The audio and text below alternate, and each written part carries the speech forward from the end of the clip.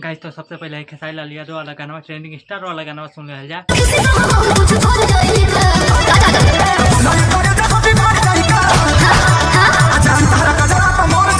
Guys तो trending star के गाना सुनला के बाद एक बार है पावर स्टार पवन सिंह के गाना सुन ले। अपना देह पहरदी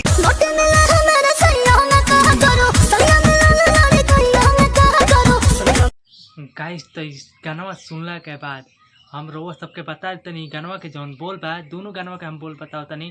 पहले बार ट्रेंडिंग स्टार वाला जौन गानवा बा ओकर बा बिगड़ जाई का, आ ओकरा बाद से जौन है पावर स्टार के गानवा बा एकर बोल बा सैया मिलल लड़कैया। तो रोज सब बताई जल्दी से कमेंट करके कौन गानवा सबसे मज़ेदार बा, मजा वाला कौन गानवा से मज़ा ज़्यादा आवता है। गाइस तो दोनों स्टार के गाना सुनला के बाद रोज सब बताई कि कौन गानवा सबसे मज़ेदार बा, पावर स्टार पवन सिंह के कि खेसारी लाल यादव ट्रेंडिंग स्टार के। गाइस तो दोनों गाना जौन बा ना अलगे अंदाज में बा, एगो बा रोमांटिको बा और एगो बा रोमांटिको बा प्लस में रंगदारियो बा। दोनों गाना एकदम धमाल मचावता है।